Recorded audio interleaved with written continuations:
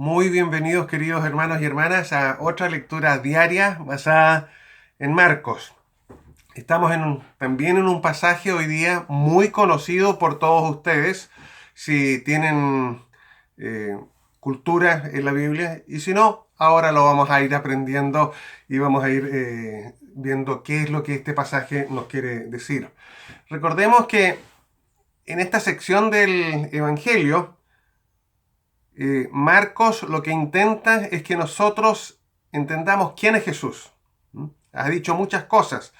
Ha dicho realmente que Él es aquel que había de venir prometido por Dios y que iba a rescatar a su pueblo mediante su sacrificio por nosotros y que Él mediante su sufrimiento nos iba a liberar.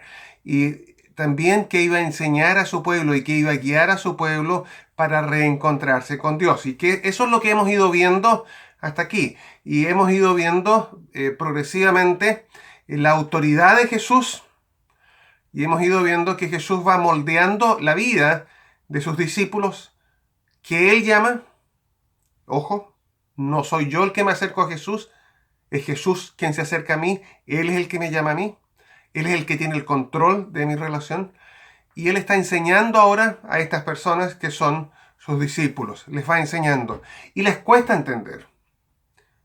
Nuestra mente está tan afectada por el pecado que si se nos entregara toda la información, aún así nosotros seríamos incapaces de reconocer quién es Jesús y no reconociendo quién es Jesús tampoco entenderíamos lo grave, lo dramático de nuestra situación sin Dios. Entonces, en ese proceso estamos. Y ha estado enseñando sobre el trabajo que él está haciendo.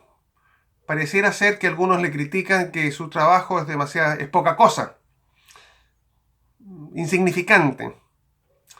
Él le dice, parte chiquitito, pero va a terminar en algo glorioso. Y en ese proceso, tú y yo estamos hoy día. Va a cruzar el lago.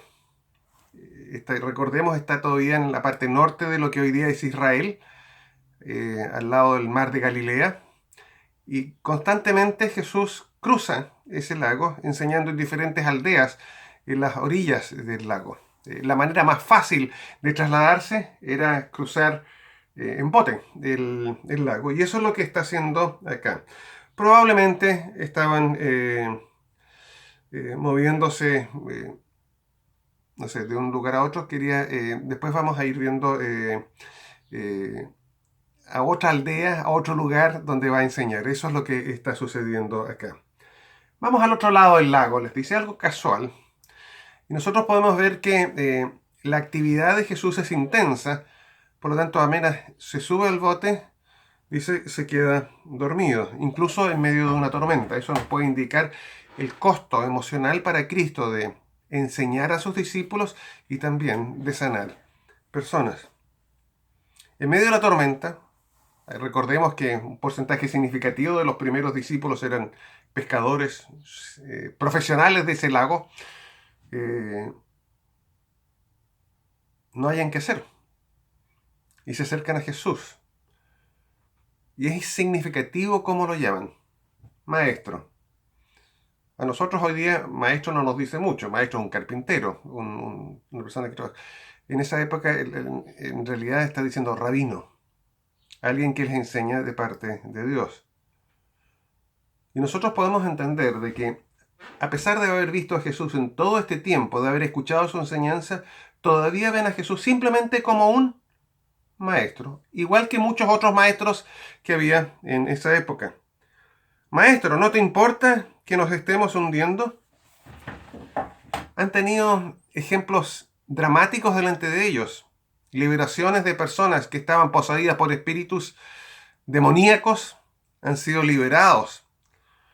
Personas que estaban paralizadas han podido caminar y aún así no logran entender que Jesús es mucho más que un maestro.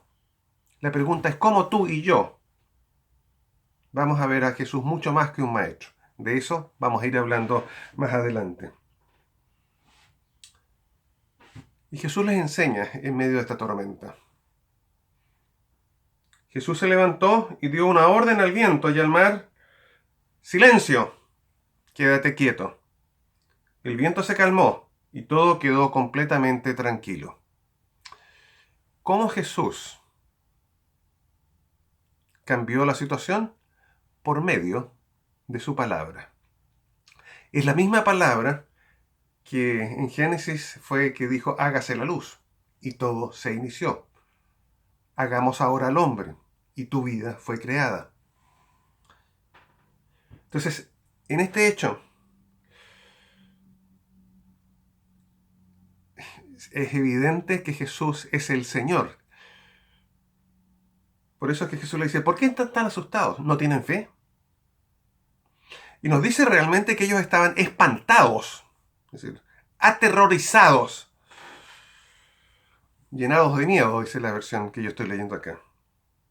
Y se preguntan: ¿quién será este que hasta el viento y el mar lo obedecen? Que es el versículo que estamos aprendiendo esta semana. Y yo creo que no se atreven a responder la pregunta, porque les da miedo saber de que Dios está en medio de ellos.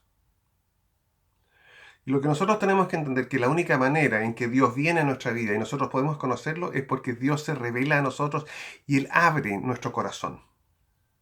Eso viene más adelante. Jesús les está preparando para ese momento. Su entendimiento está tan oscurecido que ellos necesitan ser moldeados por Dios. Lo mismo tú, lo mismo yo. Y yo te animo en esta lectura a ir más allá de lo que es tu sentido común y acercarte a Dios. Dile: Señor, ayúdame a entenderte en tus términos, a comprender qué es lo que tú quieres de mí, a entender quién eres tú. Si hacemos eso, vamos a poder, junto con Marcos, entender que Jesús es nuestro Salvador. Es Dios mismo que viene a rescatarnos. Que Dios te bendiga. Y recuérdate el versículo que estamos aprendiendo. ¿Quién es este? ¿Quién es Jesús? Que hasta el viento y el mar le obedecen.